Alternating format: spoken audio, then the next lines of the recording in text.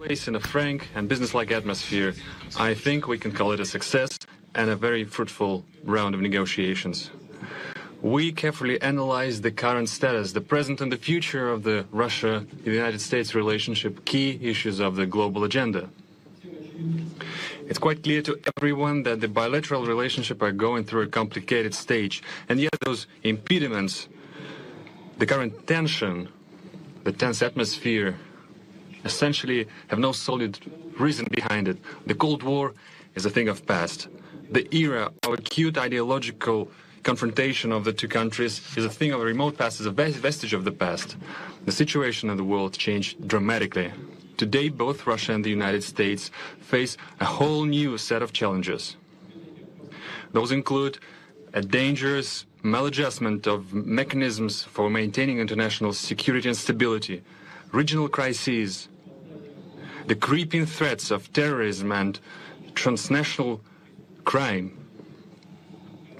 It's the snowballing problems in the economy, environmental risks, and other sets of challenges.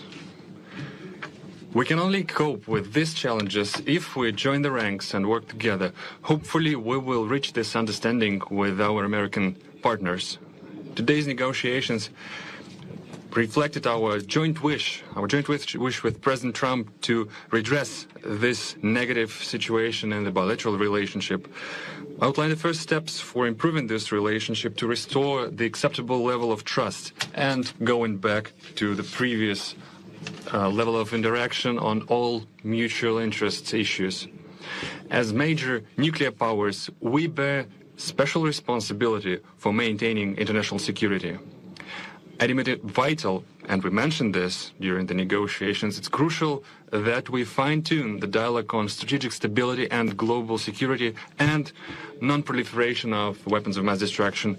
We submitted our American colleagues a note with a number of specific suggestions.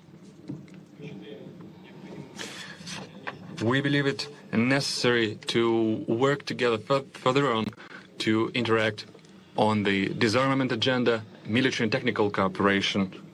This includes the extension of the Strategic Offensive Arms Limitation Treaty. It's the dangerous situation with the global American anti-missile defense system. It's the implementation issues with the INF Treaty. And of course, the agenda of non-placement of weapons in space. We favor the continued cooperation in counterterrorism and maintaining cybersecurity. And I'd like to point out specifically that our special services are cooperating quite successfully together. The most recent example is their operational cooperation within the recently concluded World Football Cup. In general, the contacts among the special services should be put to a system-wide basis, should be brought to a systemic framework. I reminded President Trump about the suggestion to re-establish the working group on anti-terrorism. We also mentioned a plethora of regional crises. It's not always that our postures dovetail exactly, and yet the overlapping and mutual interests abound. We have to look for points of contact and interact closer and a variety of international fora. Clearly, we mentioned the regional crisis, for instance, Syria. As far as Syria is concerned, the task of establishing peace and reconciliation in this country could be the first showcase example of the successful joint work. Russia and the United States apparently can act proactively and assume the leadership in this issue and organize the interaction to overcome humanitarian crisis and help Syrian refugees to go back to their homes. In order to accomplish this level of successful cooperation in Syria, we have all the required components. Let me remind you that both Russian and American military have acquired a useful experience of coordination of their action, established the operational channels of communication, which permitted to avoid dangerous incidents and unintentional collisions in the air and in the ground. Also, crushing terrorists in the southwest of Syria, the south of Syria, should be brought to the full compliance with the Treaty of 1974 about the separation of forces, of Israel and Syria. This will bring peace to Golan Heights and bring a more peaceful relationship between Syria and Israel, and also to provide security of the State of Israel. Mr. President paid special attention to the issue during today's negotiations, and I would like to confirm that Russia is interested in this development and this will act accordingly. Thus far, we will make a step toward creating a lasting peace in compliance with the respective resolutions of Security Council, for instance, the Resolution 338. We're glad that the Korean Peninsula issue is starting to resolve.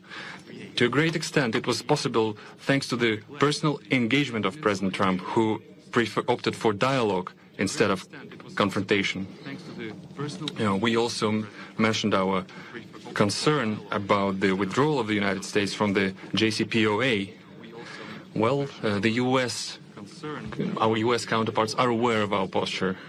Let me remind you that thanks to the Iranian nuclear deal, Iran became the most controlled country in the world. It's submitted to the control of IAEA. It effectively ensures the exclusively peaceful nature of Iranian nuclear program and strengthens the non-proliferation regime.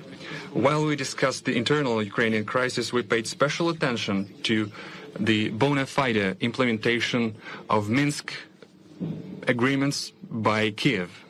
At the same time, the United States could be more decisive in nudging the Ukrainian leadership and encourage it to work actively in this. We paid more attention to economic ties and economic cooperation. It's clear that both countries, the businesses of both countries, are interested in this. American delegation was one of the largest delegations on the St. Petersburg Economic Forum. It featured over 500 representatives of American businesses. Me and President Trump, we agreed to create the high-level working group that would bring together captains of Russian and American business. After all, entrepreneurs and businessmen know better how to articulate this successful business cooperation. We'll let them think and make their proposals and suggestions in this regard. Once again, President Trump mentioned the issue of the so-called interference of Russia in the American elections, and I had to reiterate things I said several times, including during our personal contacts, that the Russian state has never interfered and is not going to interfere into internal American affairs, including the election process. Any specific material, if such things arise, we are ready to analyze together. For instance, we can analyze them through the joint working group on cybersecurity, the establishment of which we discussed during our previous contacts.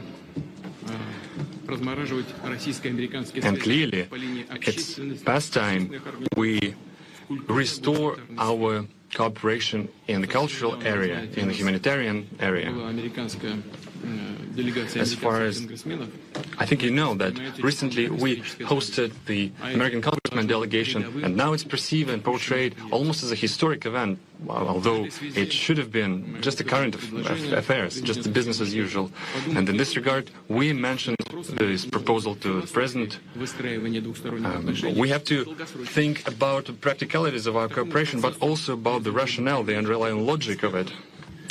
And we have to engage experts on bilateral relationship who know history and the background of our relationship. The idea is to create an expert council that would include political scientists, prominent diplomats and former military experts in both countries who would look for points of contact between the two countries, that would look for ways on putting the relationship on the trajectory of growth.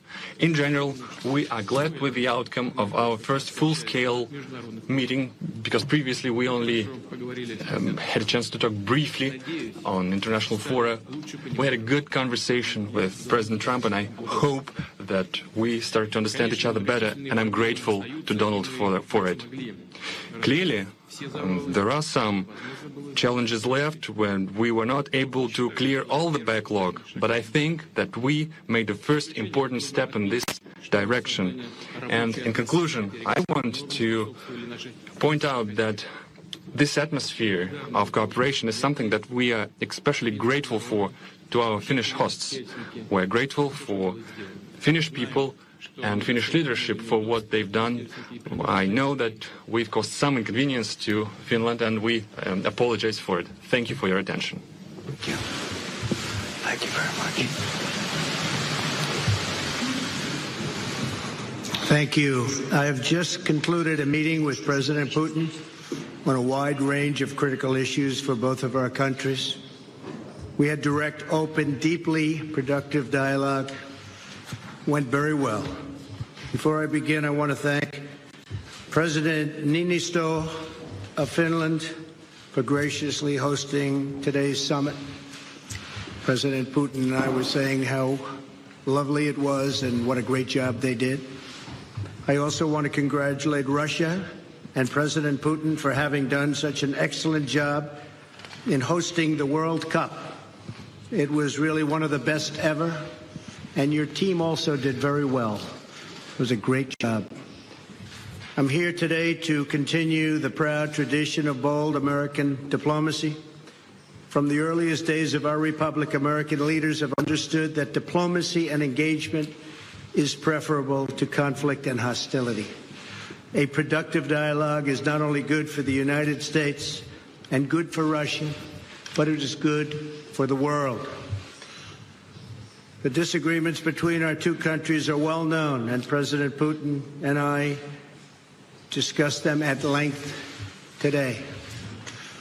But if we're going to solve many of the problems facing our world, then we're going to have to find ways to cooperate in pursuit of shared interests. Too often in both recent past and long ago, we have seen the consequences when diplomacy is left on the table. We have also seen the benefits of cooperation. In the last century, our nations fought alongside one another in the Second World War. Even during the tensions of the Cold War, when the world looked much different than it does today, the United States and Russia were able to maintain a strong dialogue. But our relationship has never been worse than it is now. However, that changed as of about 4 hours ago. I really believe that. Nothing would be easier politically than to refuse to meet, to refuse to engage, but that would not accomplish anything. As president, I cannot make decisions on foreign policy in a futile effort to appease partisan critics or the media or Democrats who want to do nothing but resist and obstruct. Constructive dialogue between the United States and Russia affords the opportunity to open new pathways toward peace and stability in our world. I would rather take a political risk in pursuit of peace than to risk peace in pursuit of politics. As president, I will always put what is best for America and what is best for the American people. During today's meeting, I addressed directly with President Putin the issue of Russian interference in our elections. I felt this was a message best delivered in person. Spent a great deal of time talking about it, and President Putin may very well want to address it, and very strongly, because he feels very strongly about it, and he has an interesting idea. We also discussed one of the most critical challenges facing humanity, nuclear proliferation. I provided an update on my meeting last month with Chairman Kim. An update on my meeting last month with Chairman Kim.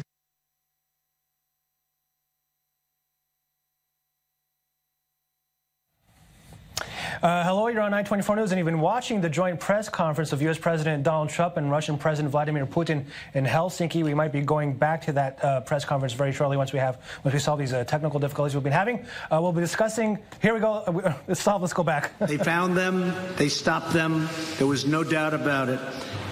I appreciated President Putin's phone call afterwards to thank me.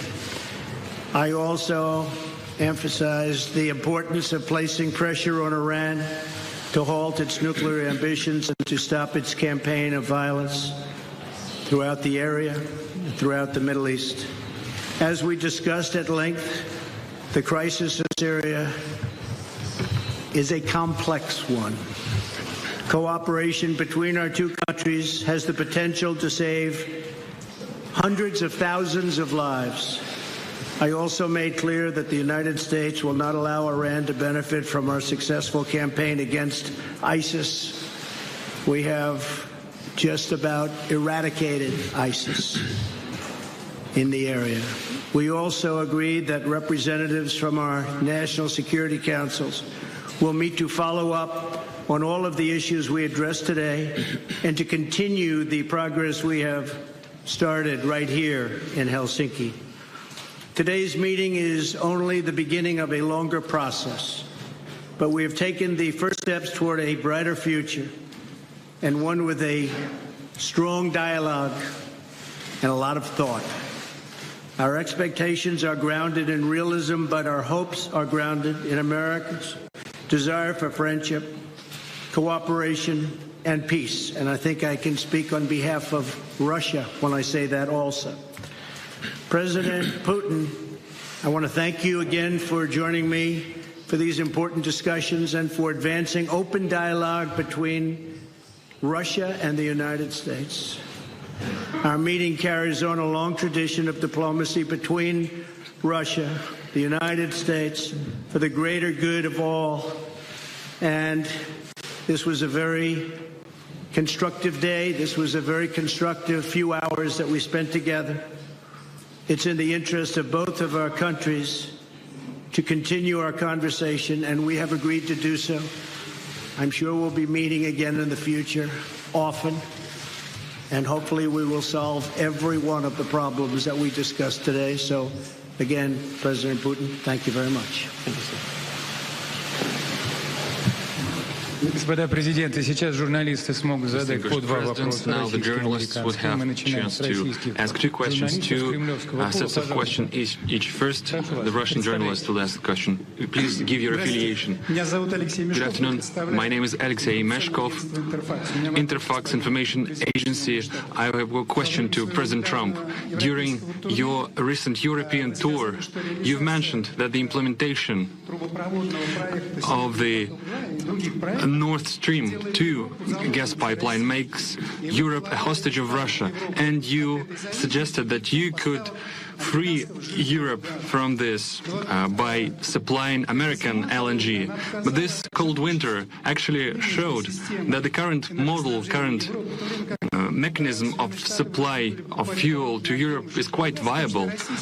At the same time, as far as I know, US had to buy even Russian gas for Boston. I have a question.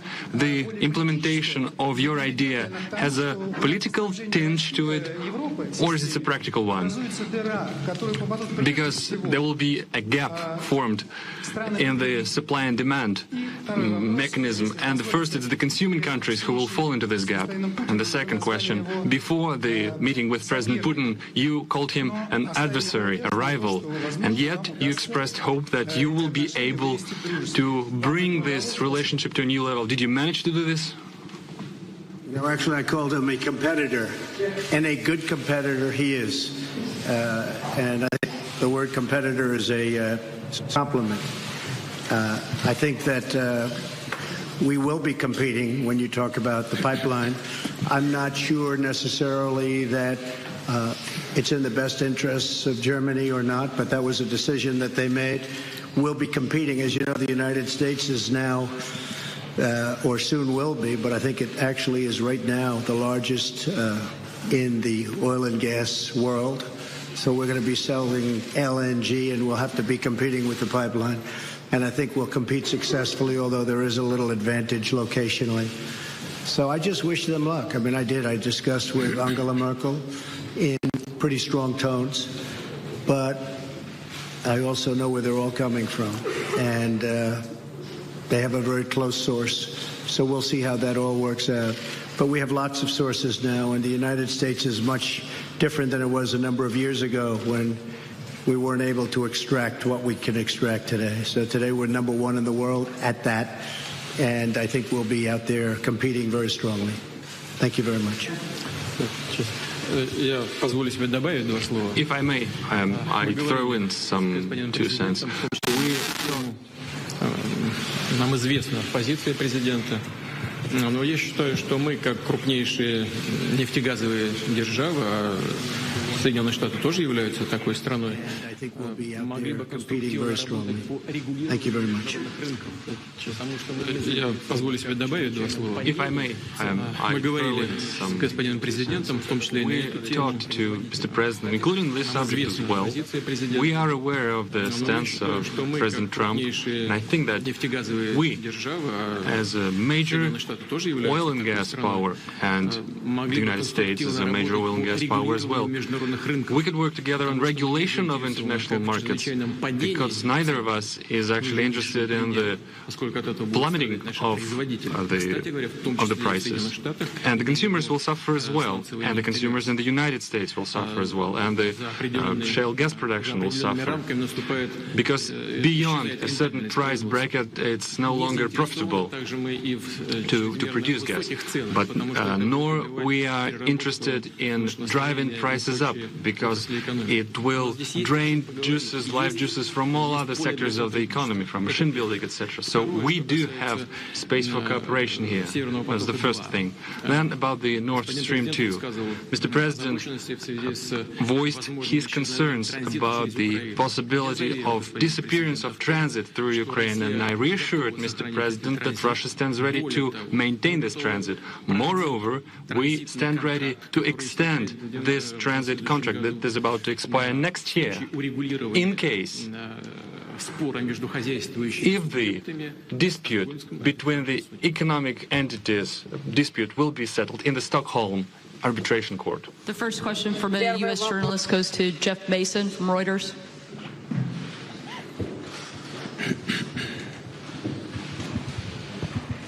Thank you. Mr. President, you tweeted this morning that it's U.S. foolishness, stupidity, and the Mueller probe that is responsible for the decline in U.S. relations with Russia. Do you hold Russia at all accountable for anything in particular? And if so, what would you consider them that they are responsible for? Yes, I do. I hold both countries responsible. I think that the United States has been foolish. I think we've all been foolish. We should have had this dialogue a long time ago. A long time, frankly, before I got to office. And I think we're all to blame. I think that the United States now has stepped forward along with Russia, and we're getting together, and we have a chance to do some great things, whether it's nuclear proliferation in terms of stopping, because we have to do it. Ultimately, that's probably the most important thing that we can be working on. But I do feel that we have both made some mistakes. I think that the probe is a disaster for our country. I think it's kept us apart. It's kept us separated. There was no collusion at all. Everybody knows it. People are being brought out to the fore.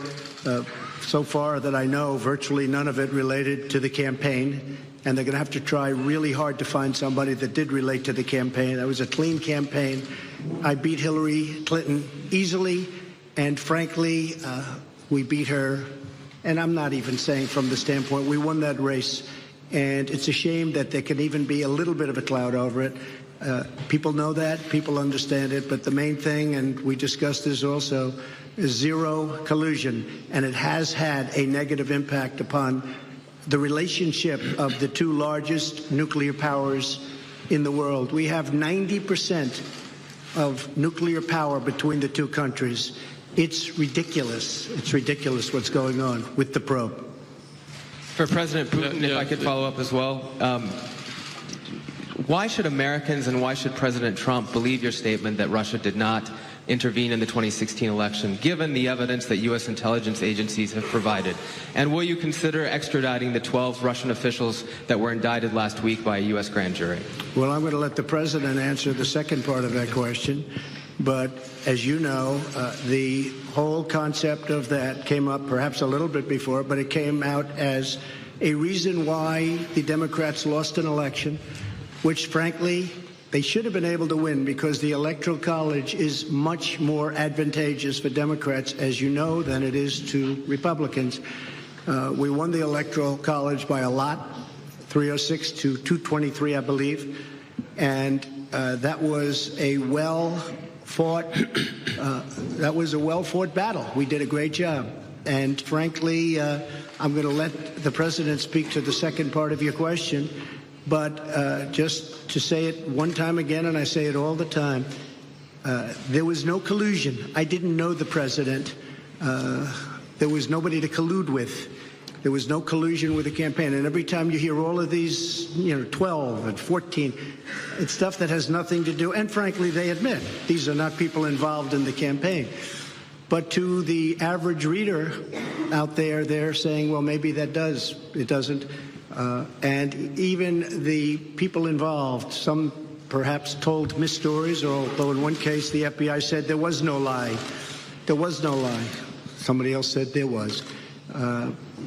We ran a brilliant campaign, and that's why I'm president. Thank you. As to who is to be believed and to who is not to be believed, you can trust no one if you take this. Where did you get this idea that President Trump trusts me or I trust him? He defends the interests of the United States of America, and I do defend the interests of the Russian Federation.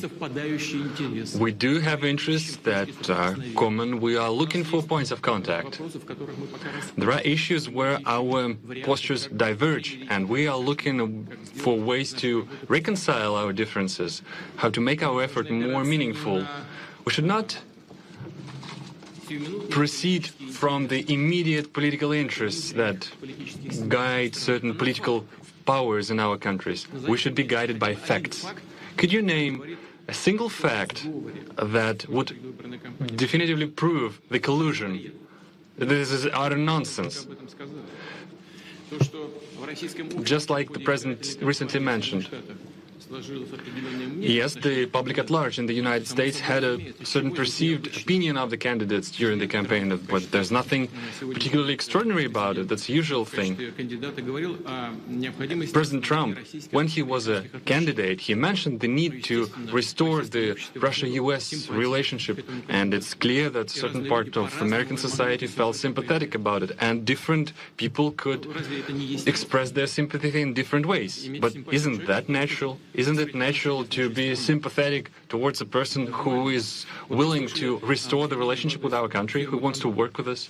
We heard the accusations about the Concord country. Well, as far as I know, this company hired American lawyers, and the accusations doesn't have a fighting chance in the American courts. So there's no evidence when it comes to the actual facts.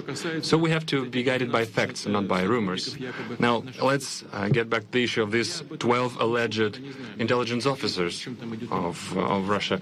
I don't know the full extent of the situation, but the President Trump mentioned this issue, and I will look into it. So far, I can say the following. The things that, off the top of my head, we have an existing agreement between the United States of America and the Russian Federation, an existing treaty that dates back to 1999, the mutual assistance on criminal cases. This treaty is in full effect. It works quite efficiently. On an average, we initiate about 150 criminal cases upon requests from foreign states. For instance, the last year, there was one extradition case upon the request sent by the United States. So this treaty has specific legal procedures. We can offer that the appropriate commission headed by Special Attorney Mueller, he can use this treaty as a solid foundation and send an official request to us so that we would interrogate, we would hold a questioning of these individuals who he believes are privy to some crimes. And our law enforcement are perfectly able to do this questioning and send the appropriate materials to the United States. Moreover, we can meet you halfway, we can make another step. We can actually permit official representatives of the United States, including the members of this very commission headed by Mr. Mueller, we can let them into the country and they will be present at this questioning. But in this case, there's another condition. This kind of effort should be a mutual one. Then we would expect that the Americans would reciprocate and they would question officials, including the officers of law enforcement and intelligence services of the United States, whom we believe who have something to do with illegal actions on the territory of Russia. And we have to request the presence of our law enforcement. For instance, we can bring up Mr. Browder in this particular case. Business associates of Mr. Browder have earned over $1.5 billion in Russia. They never paid any taxes, neither in Russia nor in the United States. And yet the money escaped the country. They were transferred to the United States. They sent a huge amount of money, $400 million, as a contribution to the campaign of Hillary Clinton. Well, that's their personal case. It might have been legal, the contribution itself, but the way the money was earned was illegal. So we have a solid reason to believe that some intelligence officers accompanied and guided these transactions. So we have an interest of questioning them. But that could be a first step, and we can also extend it. Options abound, and they all can be found in an appropriate legal framework. And did you direct any of your officials to help him do that? Yes, I did. Yes, I did. Because he talked about bringing the U.S.-Russia relationship back to normal. Продолжаем. Я думаю, вполне вопроса 3 может задать кто-то из российского пула. I think there can be 3 questions from the Russian pool. Russia Today, you have the floor. Thank you so much. Good evening to everyone. My name is Ilya Petrenko, RT TV channel. In English. Mr. President, would you please go into the details of possibly any specific arrangements for the U.S. to work together with Russia in Syria, if any of these kind of arrangements were made today or discussed? И, если позволите, Владимир Владимирович, тоже вопрос на русском. Сегодня несколько раз уже затрагивалась тема футбола. We brought up the issue of football several times. I used the football language. Mr. Pompeo mentioned that when we talk about the Syrian cooperation, the ball is in the Syrian court. Mr. Putin, in the Russian court. Is it true? And how would you use this fact, the having the ball? Well, I guess I'll answer the first part of the question. We've worked with Israel long and hard for many years, many decades. I think we've never has any country been closer than we are. President Putin also is helping Israel, and we both spoke with Bibi Netanyahu, and they would like to do certain things with respect to Syria, having to do with the safety of Israel. So in that respect, we absolutely would like to work in order to help Israel, and Israel will be working with us, so both countries would work jointly. And I think that when you look at all of the progress that's been made in certain sections with the eradication of ISIS, we're about 98%, 99% there, and other things that have taken place that we've done, and that, frankly, Russia has helped us with in certain respects. But I think that working with Israel is a great thing, and creating safety for Israel is something that both President Putin and I would like to see very much.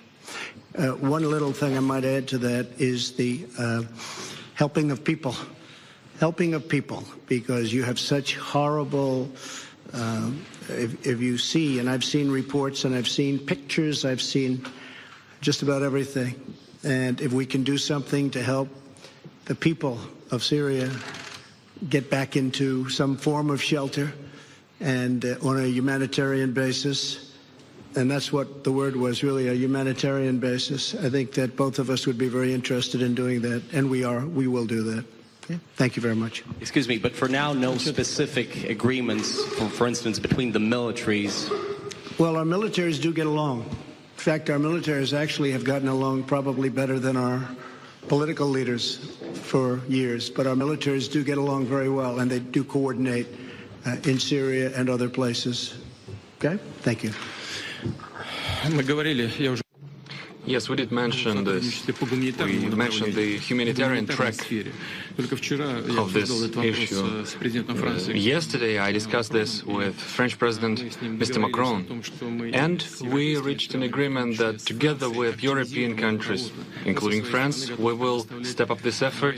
On our behalf, we provide military cargo aircraft to deliver the humanitarian cargo. And today I brought up this issue with President Trump. I think there is plenty of things to look into. The crucial thing here is that a huge amount of refugees are in Turkey, in Lebanon, in Jordan, in the states that border are adjacent to Syria. If we help them, the migratory pressure upon the European states will be decreased manifold. And I believe it's crucial from any point of view, from humanitarian point of view, from the point of view of helping people, helping the refugees.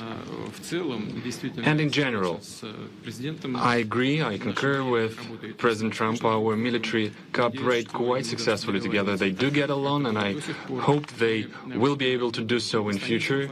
We will keep working in the Astana format, I mean Russia, Turkey and Iran, which I informed President Trump about.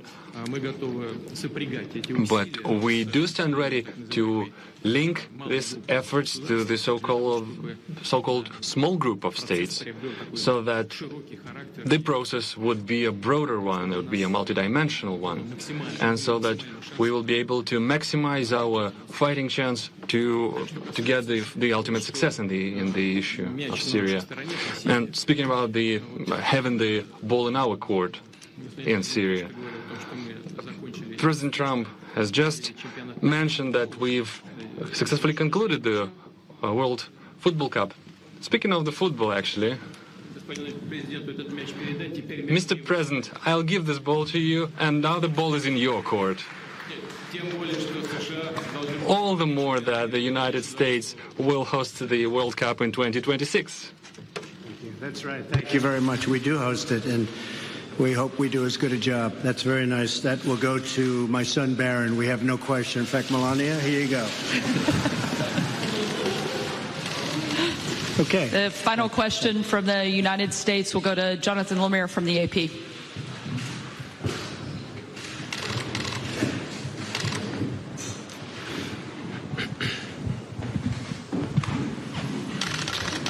Thank you.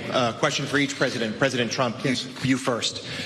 Just now, President Putin denied having anything to do with the election interference in 2016.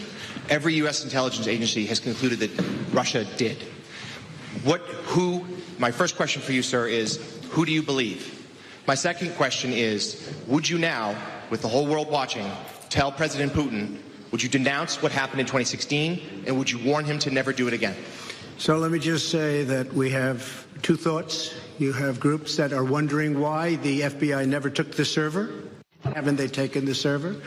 Why was the FBI told to leave the office of the Democratic National Committee? I've been wondering that. I've been asking that for months and months, and I've been tweeting it out and calling it out on social media. Where is the server? I want to know, where is the server, and what is the server saying? With that being said, all I can do is ask the question. My people came to me, Dan Coates came to me and some others. They said they think it's Russia. I have President Putin. He just said it's not Russia. I will say this. I don't see any reason why it would be, but I really do want to see the server. But I have confidence in both parties. I really believe that this will probably go on for a while, but I don't think it can go on without finding out what happened to the server, what happened to the servers of the Pakistani gentlemen that worked on the DNC. Where are those servers? They're missing. Where are they?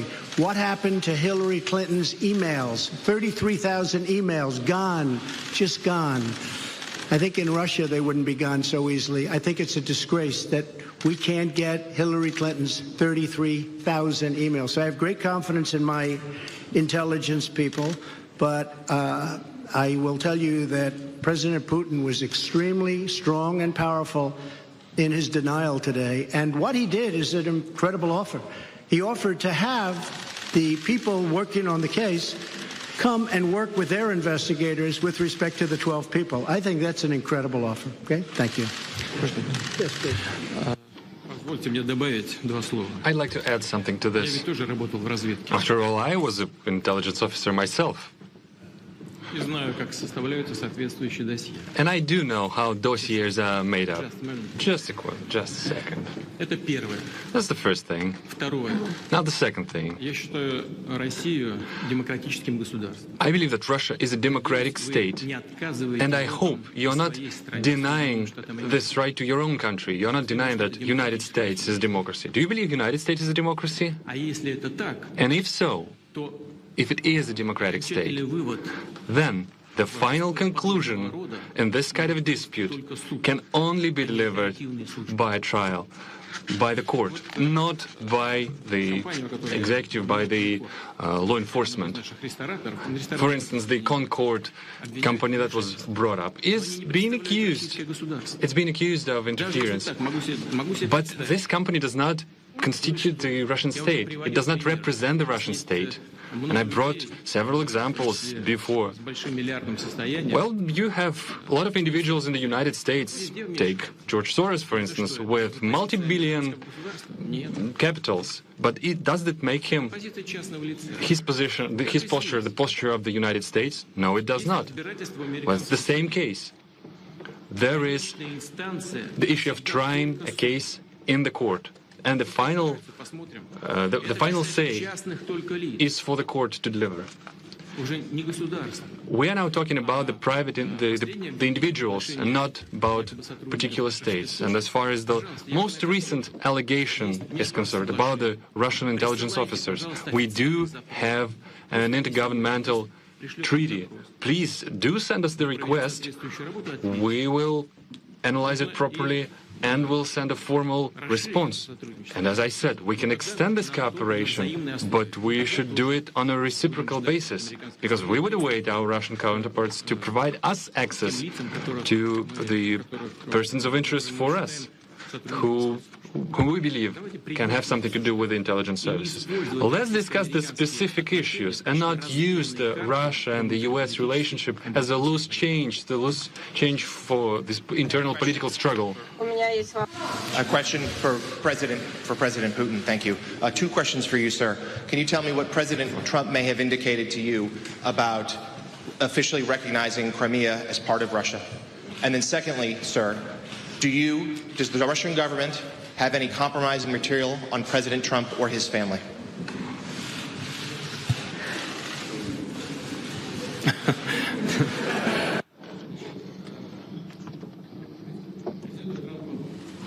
President Trump and, posture of President Trump on Crimea is well known, and he stands firmly by it. He continued to maintain that it was illegal to annex it. Our viewpoint is different. We held a referendum in strict compliance with the UN Charter and the international legislation. For us, this issue, we put paid to this issue. And now to the compromising material. Yeah, I did heard these rumors that we allegedly collected compromising material on Mr. Trump when he was visiting Moscow. Well, distinguished colleague, let me tell you this. When President Trump visited Moscow back then, I didn't even know that he was in Moscow. I treat President Trump with utmost respect. But back then, when he was a private individual, a businessman, nobody informed me that he was in Moscow. Well, let's take St. Petersburg Economic Forum, for instance. There were over 500 American businessmen, the high-ranking, the high-level ones. I don't even remember the last names of each and every one of them. Well, do you think that we try to collect compromising material on each and every single one of them? Well, it's difficult to imagine another nonsense of a bigger scale than this. Well, please just disregard these issues and don't think about this anymore again. It would have been out long ago. And if anybody watched Peter Strzok testify over the last couple of days, and I was in Brussels watching it, it was a disgrace to the FBI. It was a disgrace to our country. And you would say that was a total witch hunt. Thank you very much, everybody. Thank you.